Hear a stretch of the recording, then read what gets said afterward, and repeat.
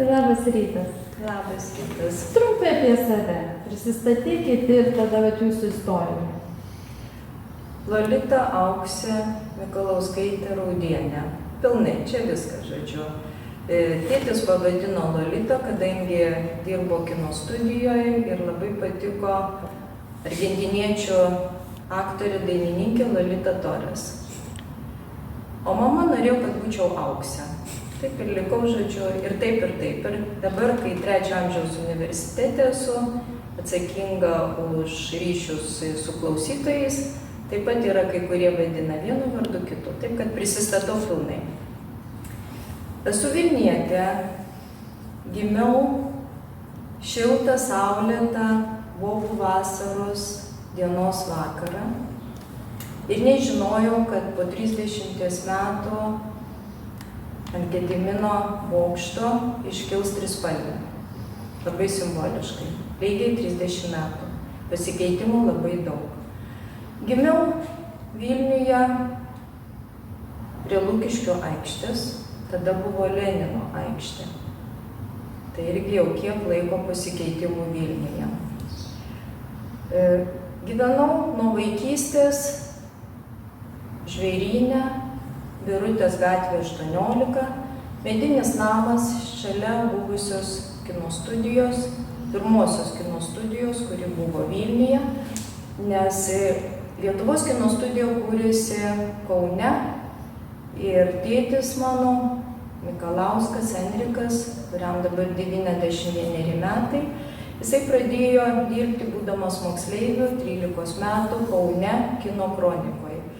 Kai kino studija persikėlė į Vilnių, tėtis irgi atvažiavo į Vilnių ir pradėjo irgi gavo butas tam mediniam name, nes ten daug gyveno darbuotojų ir ten gyvenau iki 83 metų.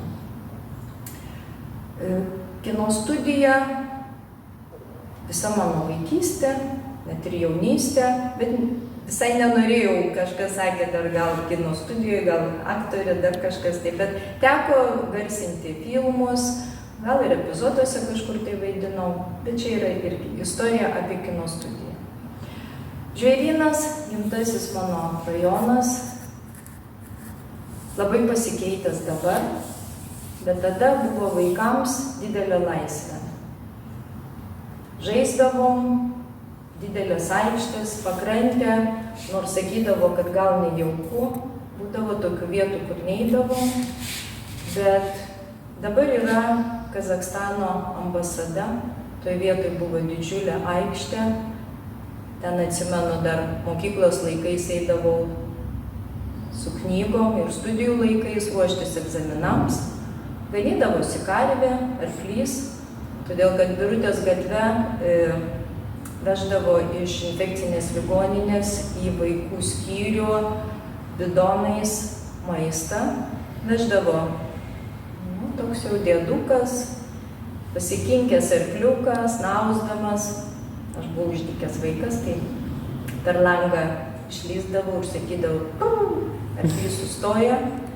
Senukas atsibunda, žiūri, kas čia, nieko nėra, vėl su ten jau, žodžiu, paragina arkliuką ir vėl keliauja. Gatvė buvo išgrįsta akmenimis, brukas, žodžiu, kaip kaime.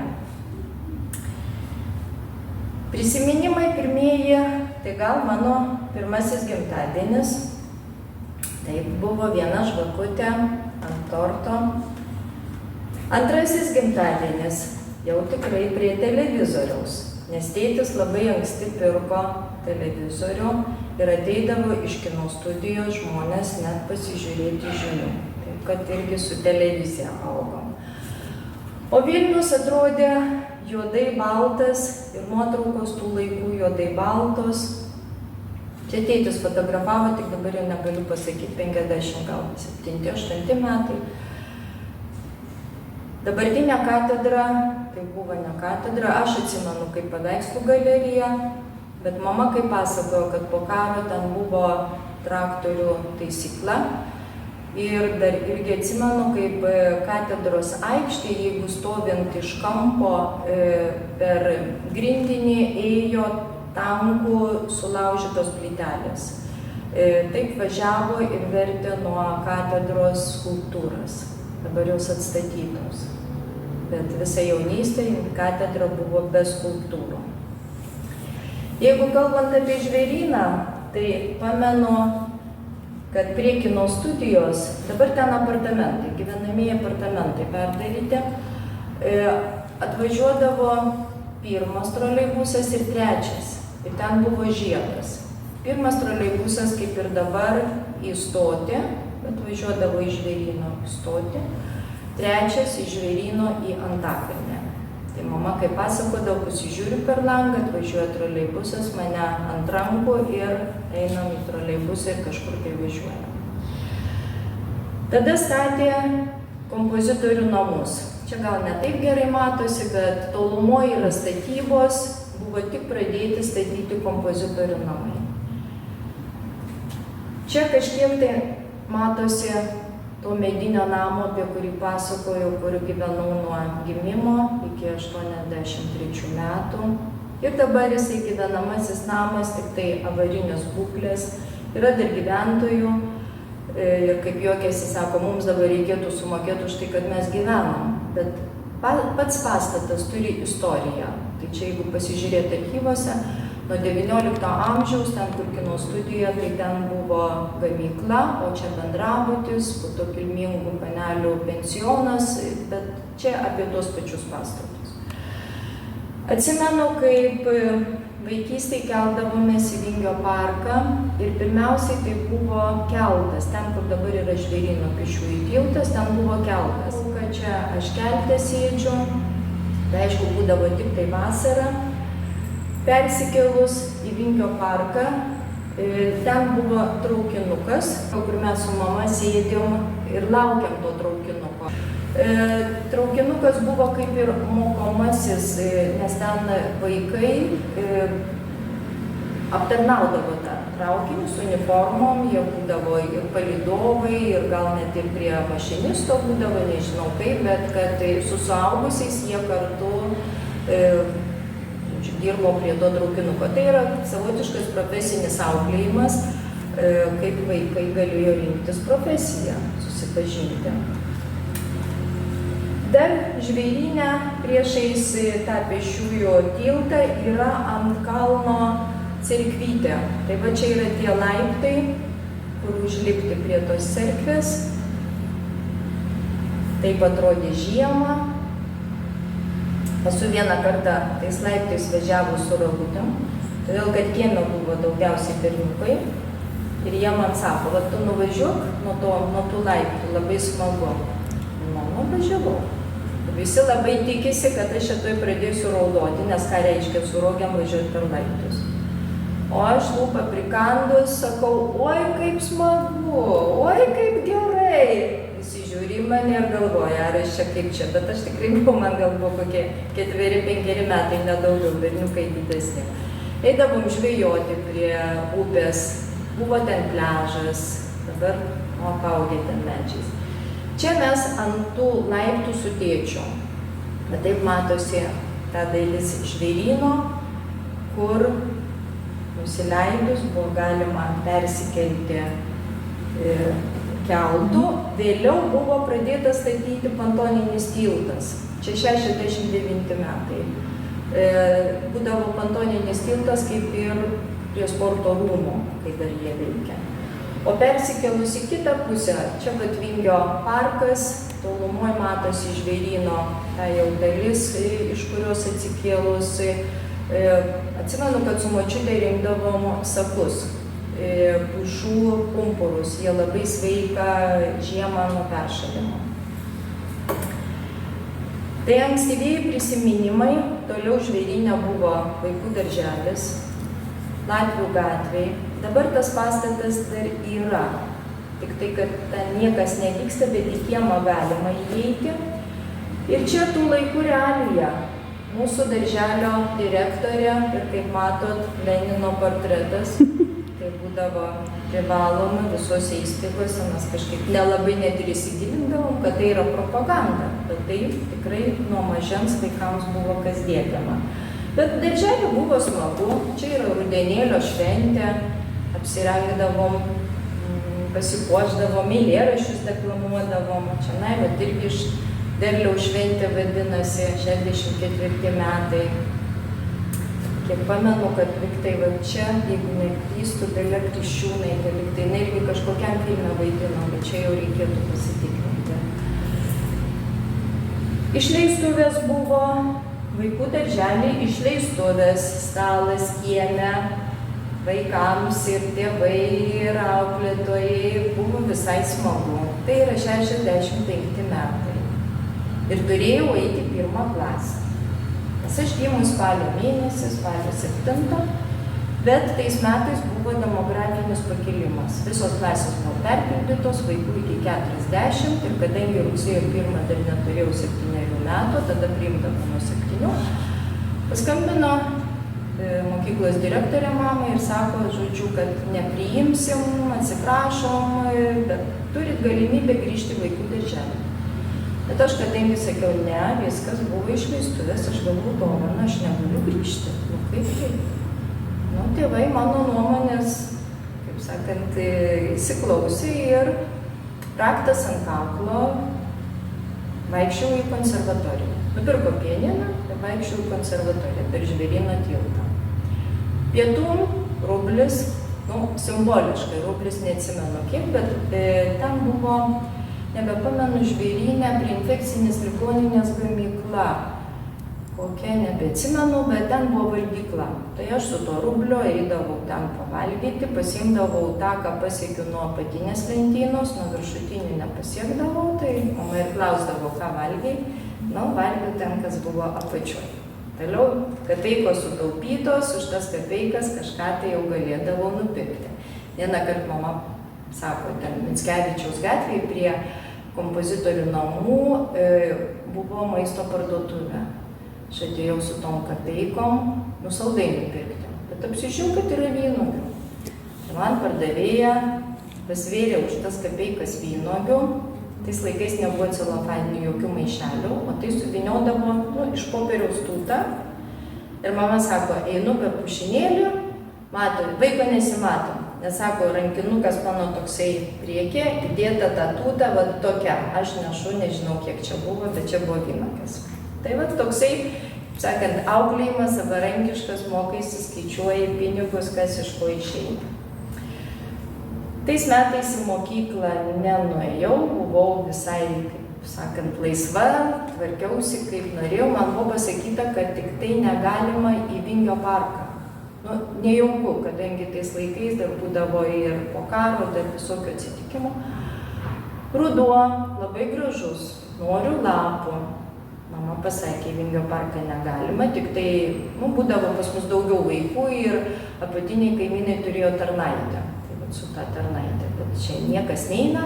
Tai tada aš nuėjau į Žvėryno galą, kur buvo tarybiniais laikais pastatyti svečių namai ir ilgą laiką ten priiminėdavo oficialias delegacijas. Aš tenai prisirinkau lapų. Grįžtu namo, mama sako, taigi sakiau, kad negalima į Vingio parką. Aš ten nebuvau. O ten tai yra dar toliau negu kad.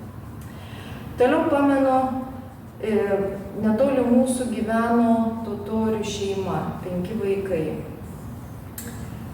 Susikalbėdavo matyt rusiškai, nes jau net neatsimenu, kaip rusų kalbą išmoksti. Ir vyresnė už mane, Zoika, jos buvo vardas, jaunesnė Madina, tai va ta Zoika persipjovė koją.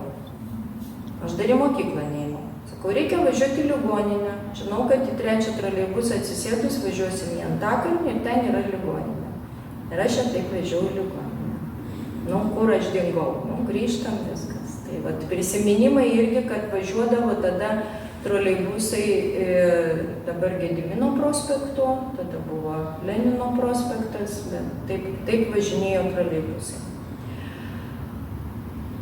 Metus laiko buvau namuose, dabar jau 66 metai, tai tada jau priėmė mane į mokyklą. Tiksliau dar buvo taip, kad po mėnesio paskambino vėl direktoriui ir sakė, mes gavom dar vieną mokytoją ir jau darom dar vieną papildomą klasę, čia 15 vidurinę. Dabar yra Žvėryno gale, man atrodo, Žvėryno gimnazija vadinasi. Tai mama sakė, ne, būtų berniukas, tai tikrai leisčiau, todėl kad nepaimtų į kariuomenę, nes jeigu spėdavo baigti iki 18 metų mokyklą ir įstoti į aukštą, neimdavo į kariuomenę. Sako, mergaitė, rugsėjo 1 yra vieną kartą gyvenime. Tai va, rugsėjo 1, čia tiesa mes jau baigėm tą 1 klasę, bet kadangi mano tėtis daug fotografuodavo, bet vienos mano klasiokės tėvas irgi buvo profesionalus fotografas, tai padarydavo tokias jau netgi ir mokyklos vaizdas su užrašu auklėtos pavardė. 1 klasė, žodžiu, šventė, uniformos, pakeliui Žvėryno gatve, Žvėrynas kaip kaimas atrodo. Ir tą progą, aišku, buvo prisiminimui, ėjom ant Gedimino kalno, kad jau tą dieną prisiminti, nors, matyt, dažnai ateidavom. Toks vaizdas nuo Gedimino kalno, kaip atrodė Vilnius.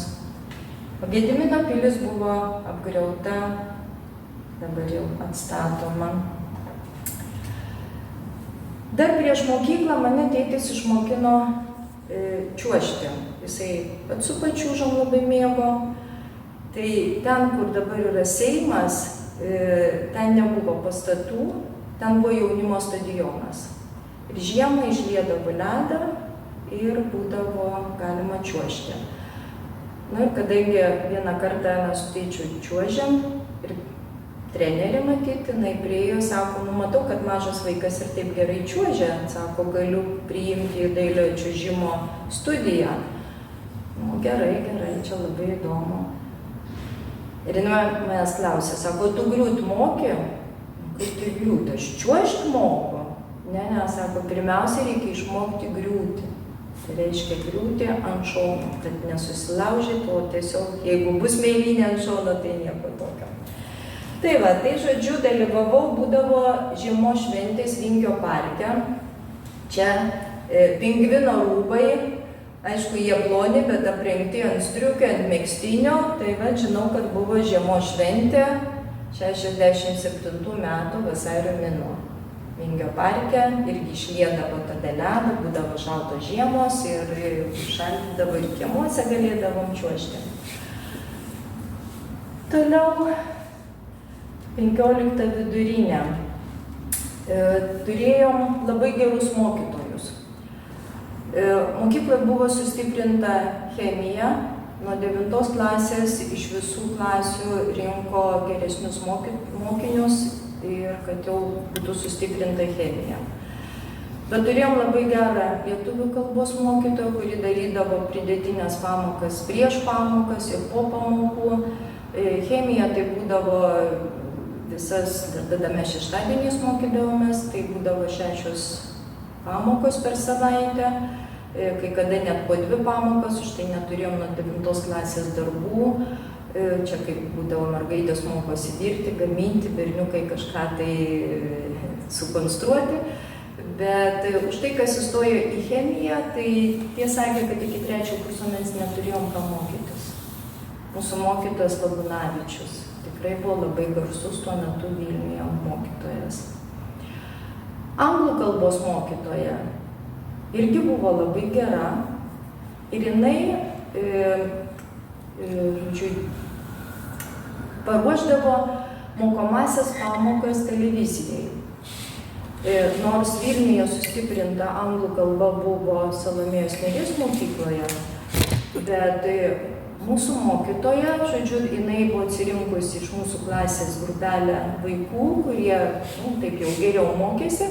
Ir mes paruošdavom pamokas, važiuodavom į Kauną, į studiją ir įrašinėdavom anglų kalbos pamokas, kurias po to rodydavo per televiziją. O čia būdavo taip paprastai dialogas, dviese kalbi, kažką tai pasakoji, būdavo mokytojo klausinėjai. Ir va tokios užduotis būdavo per televiziją, po to jau čia jau 9, 10, 11 klasė, kai aš mokiausi, tai tada jau būdavo tokios modernesnės pamokos, ne tik tai klasėje. Dar pamenu iš vaikystės, kaip sakiau, kadangi gyvenom prie kino studijos, tai su tėčiu važiuodavau į filmavimus, pavyzdžiui, išvažiuoja visai vasarai kažkur tai Varėnoj. Filmavo tokį filmo Posūkis. Tai kur eini tenai iš kino studijos žmonės. Po to vėliau atsimenu, kai filmavo Gražuolę. Tėtis dirbo antruoju operatorium prie to filmo. Su Inga Mickyte bendraudavom, per pertraukas žaisdavom kortom, kol jiems nereikia vaidinti. Tai ir dar atsimenu, kai buvo pabaiga, jau mes rugsėjo mėnesį mokėmės, o dar filmavo Žvėryne prie Žvėryno žiedę, bet nesvarbu, žodžiu, tai vat šitoj vietoj čia taip atrodo 15 vidurinė 69 metais. Nelabai pasikeitusi, čia ir stadionas irgi. Žvėryno mokykla. Kaip sakiau, kad kai gimiau, nežinojau, kad po 30 metų ant Gedimino pilies bokšto vėl suplevėsuos trispalvė. Kadangi kino studijoje dirbo prie dokumentinių filmų toksai dailininkas Jeronimas Čiuplys. Buvo visa serija filmų apie Meškutę Nidą. Jisai su Abukevičium tenai dirbo prie to filmo ir jisai net vaidina kai kuriuose filmuose, nors tai dokumentinis, bet jisai ten atsimenu, kad buvo. Ir jisai yra nutapęs visų mūsų šeimos portretus. Tai yra mano tėvų, mano dukros. Ir pirmą portretą jisai tapė, kai aš baigiau universitetą ir tėvai man darė siurprizą, bet jisai, kadangi mane pažinojo, tai aš nepozavau, bet antras buvo užsakytas 30-mečiui. Ir jisai nutapė ant Gedimino kalno, ant to bokšto trispalvę. Čia gal nelabai kaip matosi, bet tai buvo birželio mėnuo, aš jam pozavau birželio mėnesį. Tada buvo tik prasidėjęs atgimimas, 88 metai, tos trispalvės plevėsavo aikštėse taip dar labai nedrąsiai, po to buvo Vingio parke didelis mitingas. Ir, žodžiu, per mano gimtadienį spalio 7 dieną iškėlė trispalvę. Žinokit, susijaudinau taip, kad, sakau, kaip jūs žinojot, tapydamas tuo metu portretą, kad tikrai matysim šitą vėliavą vėl plevėsuojančią. Nu, sako, tokia vizija. Tai va, tai žinokit, sakau, tikrai jaudina iki ašarų ir po to apie jį, jisai mirė 99 metais, bet jo žmona, išlaikydama jo tą atminimą, jisai yra nutapęs labai daug žymių žmonių portretų ir apie jį dokumentinį filmą. Nu, tokie prisiminimai. Tai atsimenu irgi namuose, pas mus irgi filmavo, aš lygiai tą pačią istoriją pasakoju, žinokit, lygiai taip pat susijaudino. Vat kaip ateina, žodžiu, kaip apsisuka gyvenimas ir kaip pasikeičia. Nes kažkur tai dabar neseniai skaičiau, kad tą kartą mes tikrai kiek daug pergyvenom. Žodžiu, gimusi tarybiniais laikais. Viskas buvo labai tarybiška. Bet iš tėvų, iš senelių girdėjom, kas yra lietuviška.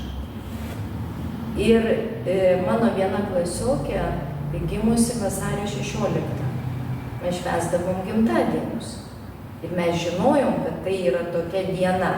Ir net, kaip dar mama pasakojo, sako, mes ant uniformos po apykaklę trispalvę prisisiuvusios. Bet pas tą klasiokę tai mes dainuodavom. Vieną kartą buvo atėję, kiek atsimenu, kažkokie keisti žmonės, kodėl jūs dainuojat gimtadienis. Nu tai tada reikėdavo padėti, kaip sakant, dokumentą, kad tikrai yra tavo gimtadienis. Kita detalė, dar vėlgi iš tų laikų. Vat irgi čia tą pati, kaip rodžiau mūsų tą, žodžiu, čia yra 69 metai. Baigiam 4 klasę. Tai yra pradinė klasė, mūsų auklėtoja, bet jeigu labai įsižiūrėjus, labai nedaug yra pionieriškų kaklaraiščių. Mūsų auklėtoja, aš tik vėliau sužinojau, aišku, ir jinai turėjo nemalonumų, bet jinai per tėvų susirinkimą pasakė, aš neversiu vaikų stoti į būti pionieriais. Ir įstojo pas mus tik iš tų vaikų, aš neatsimenu, gal kokie 5 ir tie, kurie mokėsi trejetais. Visi pirmūnai mes buvom ne pionieriai. Tai vat irgi tų laikų, kaip sakant, realija kokia. O čia vat mūsų klasė, kuri jau baigiam 77 metai. Ir mokykloje turėjo būti kitą dieną po išleistuvių balsavom už TSRS. Nu, neatsimenu, ką ten dabar, tarybą rinkom turbūt. Žinau, kad aš pirmą kartą galėjau balsuoti, bet už tai išleistuvės buvo ne mokykloje, buvo Buivydiškėse technikume, kadangi mokykloje jau buvo sudėtos tos balsavimo dėžės, ir visai kita. Dar mūsų mokykla 15 vidurinė turėjo labai, kaip čia pasakius, labai įdomų fizikos mokytoją. Jo pavardė Tukleris. Rektorė mūsų irgi jį pažįsta, nes jisai ir čia dėstė. Bet jisai turėjo kažkokių tai matyti gerų ryšių su Estija, nes vasarą, tais laikais reikėdavo vasarą atidirbti kolūkį, nuo vyresnių klasių. O mūsų mokykla važiuodavo į Estiją. Tai kas, kad į kolūkį, kad ir ten kažkokius runkelius radėti, bet tai buvo Estija. Tai va taip mes atrodydavom, žodžiu, turėjom net uniformą, mėlynė džinsiniai sijonukai ir raudoniai džinsiniai švarkeliai. Čia turiu netgi savo visų klasiokių, kurios važiavom prisiminimui, žodžiu, savo vardus pasirašė. Tai nuvažiavę į Estiją, reikia kažką tai mokėti. Atsimenu, kad mokėmės dainą. Dabar tik tai atsimenu pirmus žodžius – Mui sama. Ką reiškia estiškai nepasakysiu, bet tik vėliau sužinojau, kad tai yra estų himnas. Čia taip pat kaip mūsų dabartinis himnas, bet tais laikais, bet mes juos išmokom ir mes dainavom. O su tom dainom tai buvo net ir tokie dalykai. Pavyzdžiui, tėtis irgi pasakojo vienam dokumentiniam filme, jisai darydavo, pats juokdavosi, filmus apie Lietuvą kaip gliancinius paveiksliukus. O glianciniai, tai vat nuotraukos būdavo vienos matinės, o kitos gliancinės. Jeigu būdavo kažkokia tai paroda užsienyje, reikia parodyti, kad pas mus viskas labai gerai, labai gražu. Tai būdavo užsakominiai filmai, dažniausiai užsienio reikalų ministerijos. Ir filmas buvo apie Lietuvą ir uždėjo pačioj pradžioj Lietuva brangia. Bet, kaip sakant, kad priimtų tą filmą, kad jį būtų galima rodyti, reikėdavo vežti į Maskvą. Glavlitas taip vadinamas. Ir kai jau paklausė, kokia čia daina, čia tokia lietuviška daina, žodžiu, čia žmonės labai mėgsta. Tai gerai, uždėjo vizą ir viskas, ir leido. Ir tada dar čia Lietuvoje Glavlitas kažką tai tokio, kaip čia dabar, taip. Pasirodo, būdavo galima ir tokius dalykus, žinant kaip, kur, kas. Tam, kad priimtų filmą, reikėdavo vežti į Maskvą baltą sūrį, sukteinis labai tiko, dešros mūsų tiko. Irgi, bet čia tokie prisiminimai iš tų laikų.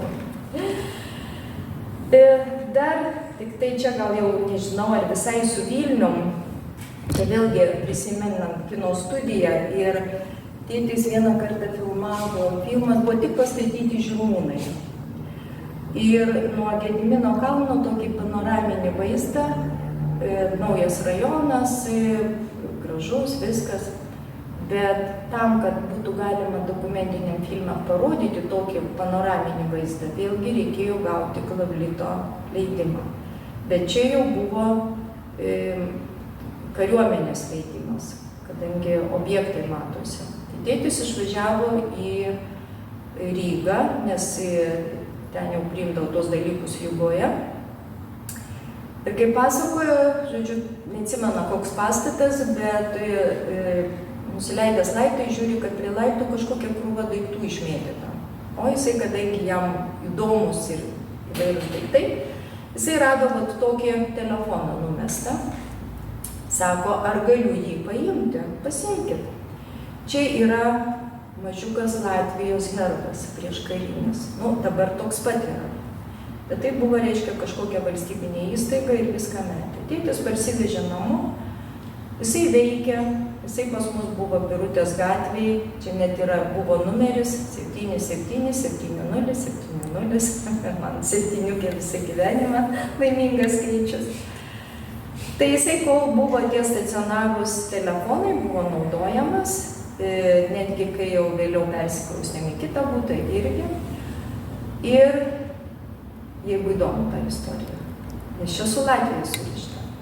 Kadangi turėjau jau dabartiniais laikais draugę, kuri dirbo Latvijos prezidentūroje, tai pernai aš šitą telefoną nuvežiau į Rygą, padovanojau Rygos prezidentūrai ir jie man padarė ekskursiją, parodė visą prezidentūrą, labai jų gražiai ir net parodė, kurioje vietoje šitas telefonas kabės. Žodžiu, taip išlaikyta istorija iš anų laikų perėjo į dabartį. Nu, čia tokie prisiminimai.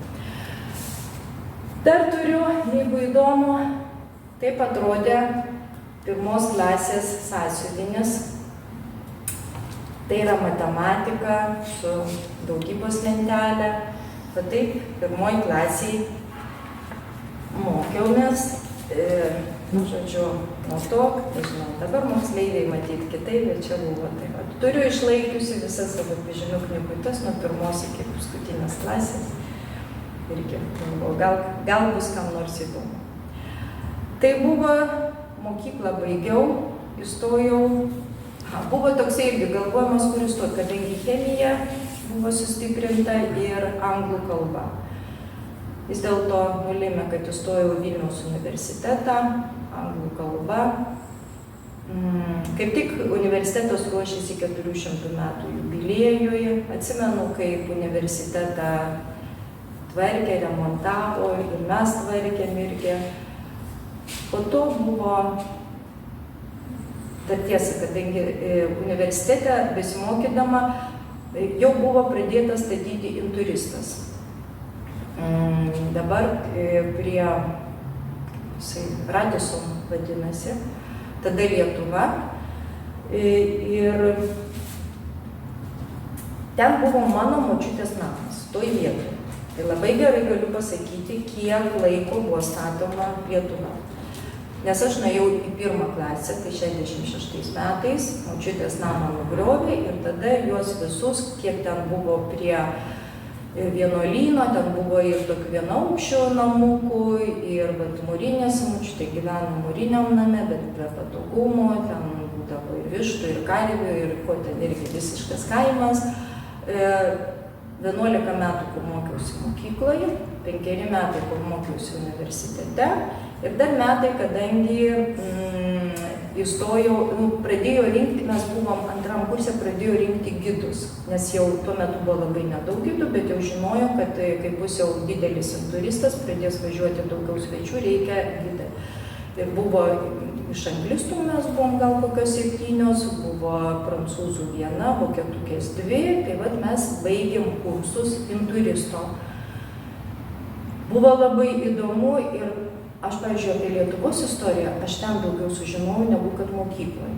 Mokyklinis vadovėlis tai buvo labai plonutis ir tos Lietuvos istorijos tai priklausė tik tai nuo mokytojų. O gidams buvo paruošimas platesnis, nes turėjau žinoti žymiai daugiau, nors ideologiškai turėjai būti atsakingas, kad kaip pristatyti visą tai. Tai va, tai žodžiu, kai grįžau, ir mus dar, kadangi kai baigėm universitetą, gavom paskirimus į interistą, bet jisai dar buvo nebaigtas. Tai mus dar išsiuntė į Maskvą pasimokyti užsienio kalbų institute, tam, kad galėtų pabaigti turistą statyti. Bet dalis mes grįžom prieš naujus metus, dar nepabaigtas.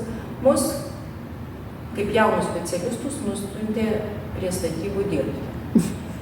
Tai galiu pasakyti, kad aš stačiau tikrai 17 aukšte, aš dirbau. Bet čia dar jisai ne visai pabaigtas, bet jau visas.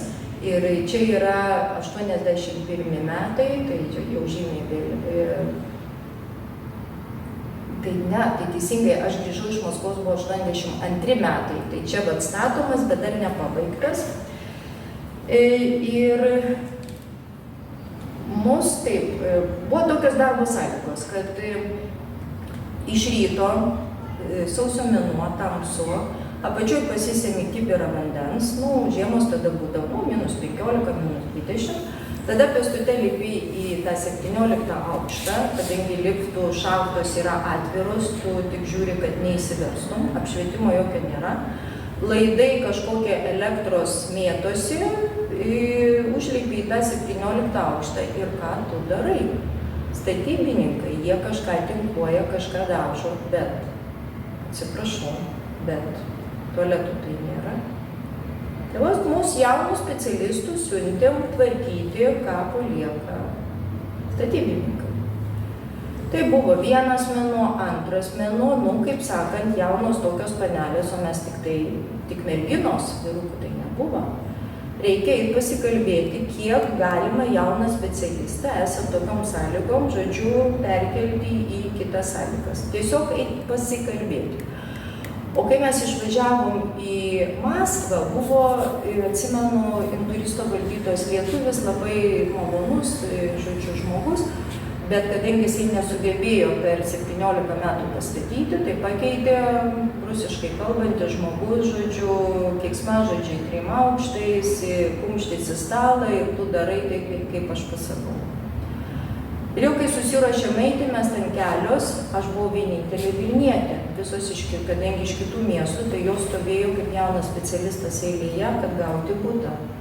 Ir jos visos, ką sako, ką gali žinot, kuo tai baigsis. O aš tokios svarstyklės, pasviruoju, bet jau kai prieinu, taip, kad jau daugiau nebegaliu sviruoti, aš nuėjau viena. Ant manęs, aišku, pareikia, kaip reikiant.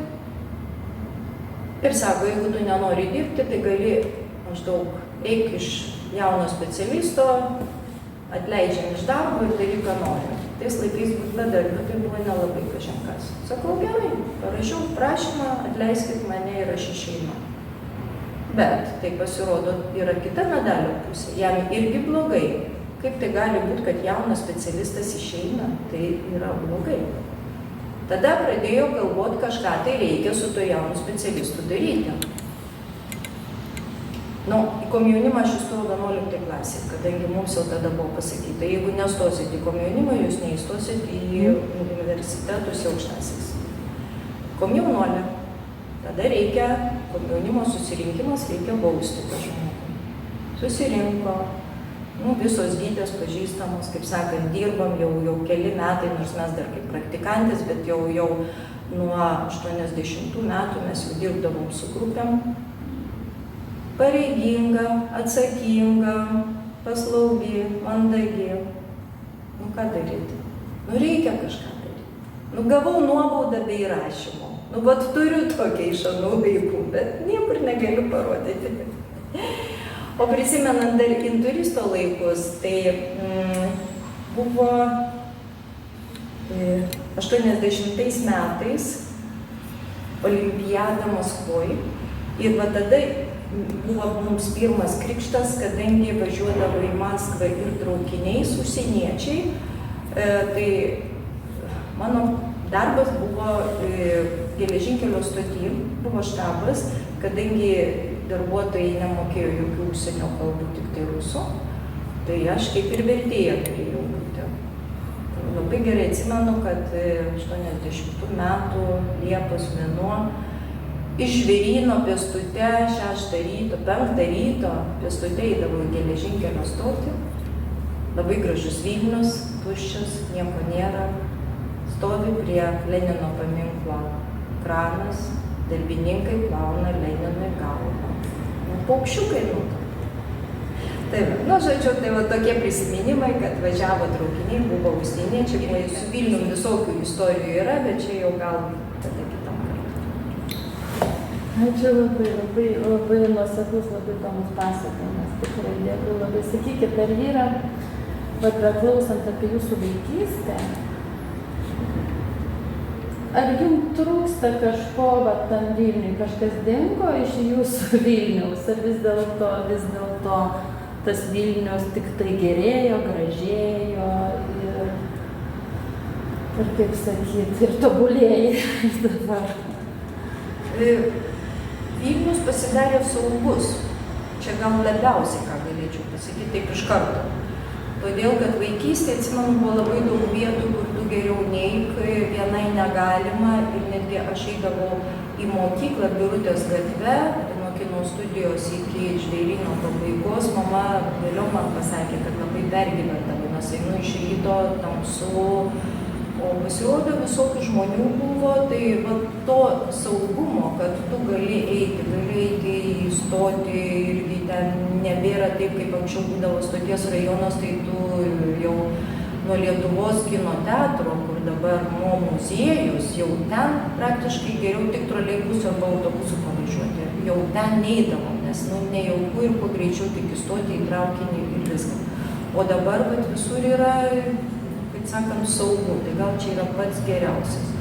Toliau, pats Vilnius dabar man labai nepatinka, kad jisai yra tankinamas. Čia Šimašius taip sakė, kad Vilnius neturi plėstis, o jį reikia tankinti. Tai vis dėlto anksčiau architektai labai tiksliai žinojo, kad jeigu yra aukštas pastatas, aplink jį turi būti tam tikras plotas erdvės. Bet dabar, kai stato į tas erdves, kitus pastatus ir gaunasi langas į langą, tai nėra gerai. Toliau, kad gatvės siaurinamos, tai čia yra problemos kitokios, kad naujų medžių sodina, tai yra gerai, tai be abejo, ten, kur yra pavėsiai, dabar klimatas, kai labai keičiasi, tai reikia to žalumos tikrai. Jeigu taip, aišku, kad Vilnius dingsta, pavyzdžiui, Rinktinės gatvė, aš dar atsimenu, kiek ten buvo mažų namukų ir sodų, o tai pasirodo caro laikais, kai Šiaurės miestelyje buvo karinis miestelis, šitą nuo caro laikų, tai va Rinktinės gatvė, tuose namukuose gyveno karininkų šeimos ir jos gaudavo namukus su sodais. O čia, kur buvo statomi tie Maskvos namai nepabaigti, dabar kur ąžuolą nukirto, tai va šita erdvė tai buvo namukai. Tai keičiasi, bet tai neišvengiamai. Gal ir gerai, kad aukštų pastatų daugiau yra vienoje vietoje prie Baltojo tilto, bet nekiša kažkur tai ten, kur turėtų būti išlaikytas tam tikras aukštis. Tai va tokie pastebėjimai, o šiaip tai jeigu apie statybas, tai dar turiu vieną tokį prisiminimą. Jeigu galima, tai apie Operos ir Baleto teatrą. Nes kai pastatė pastatą architektės Bučiūtės labai įdomus projektas, bet to girdėjau, kad gal kažkas tai užsienį tokie yra. Bet teatre yra labai bloga akustika. Dabar tai ten tvarkosi mikrofonais ir kitaip, bet aš pamenu, čia būtų 83 metai. Aš buvau tik pradėjus dirbti matematikos institute, o kadangi tai jau buvo kompiuteriai, bet kompiuteriai tai būdavo didelės patalpos, kažkas tai pasakė, kad Operos ir Baleto teatrą kompiuterizuos, kad patvarkys, kad būtų geresnė akustika. Ir susirado tada, kaip būdavo, vis tiek darbus ieškodavom per pažįstamus. Per skelbimus tai ne, bet iš inturisto man skambina, sako, tu žinai apie kompiuterį, sako, eik. Nuėjau į teatrą. Tuo metu direktorius buvo Noreika, jo pavaduotojas Kregždė. Tai su pavaduotoju sakau, taip jau aš čia kaip ir vertėja, kokie kompiuteris, statybos. Oi, nesakau, aš apie statybas nieko neišmanau. Nieko nežinau, atvažiuoja specialistai, man reikia vertėjo, o vertėjus tuo metu buvo Operos ir Baleto teatre, vertėjų dirbo Rastauskas, poetas. Ir jam apie statybas versti, nežinau, gal per sudėtinga, gal nelabai norėjusi. Žodžiu, Kregždė mane už rankos į juodą Volgą, mes į geležinkelio stotį, atvažiuoja iš Suomijos specialistai, atvažiuojame į teatrą, kaip dabar atsimenu, stalas, sėdi 12 vyrų, juodais kostiumais, nors tai vasara, bet būdavo tai jau tų laikų aprangos kodas. Ir jie kalba apie trečios eilės gipsinės plokštės ir konusinės formos varžtelius. O mus universitete mokino, kaip pakalbėti apie literatūrą, muziką, dar apie Londoną, pavyzdžiui. Ir, čia truputį nukrypimas, bet universitete pirmam kursė mes buvom, mūsų dėstytojas sakė, reikia specializacijos. 50 anglistų universitete nereikia. Reikia 10 su fizikais, kad dirbtų, 10 su chemikais, panašiai. Ir aš labai šito laukiu. Ir aš už tai labai apsidžiaugiau, kad aš nuėjau dirbti į mokslo akademiją, nes galvojau, mano tokia vizija, kodėl aš įstojau į anglų kalbą. Dėl to, kad tiesiog mokslininkai nemokėjo užsienio kalbų, kad aš jiems padėsiu. Bet to nebuvo, tuo metu baigėm tiesiog šiaip literatūrą. Ir kalba tie vyrai apie statybas, 2 valandas. Aš daugiau nieko neatsimenu, bet po viso to man Kregždė sako, taip, apie statybas tu nelabai išmanai. Bet iš situacijos išsisukti mokė, imam, kaip ir rekrutus. 2 mėnesius, buvo pastoviai, iš salės reikėdavo lipti ten į palubę ir tenai dirbom, su tais specialistais. Nors ten kažką darė, tvarkė, bet kaip vienas profesorius man po to pasakė, sako, negali būti teatre geros akustikos, jeigu yra aštrūs kampai. Operos ir baleto teatre yra balkonai visi aštriais kampais, yra pats pastatas, bet jeigu pažiūrėkim amfiteatrai arba seni teatrai, senasis mūsų operos ir baleto teatras, viskas yra apvalu, tai tada yra akustika. O tie aštrūs kampai, jie viską sugadino. Remontavo, man buvo įdomu, tai irgi visokių patyrimų, daug kas sužinojau, bet nieko neparemontavo. Tai čia tiek apie statybas. O šiaip apie patį Vilnių, džiugu, kad Vilnius švarėja ir gražėja. Taip, tikrai. Ir kad žmonės, bet tai priklauso ne tik tai nuo to, kas Vilniui kaip daroma, statoma, tvarkoma, keliai teisinami, bet taip pat yra nuo pačių žmonių. Tai, nepatinka, kai eina jauna mama su vaikeliu ir meta šiukšlę. Sakau, jūs pametė, ką aš šiukšlę. Ką padarys? Reikia pakelti. Bet šiaip tai viskas gerai. Ačiū labai.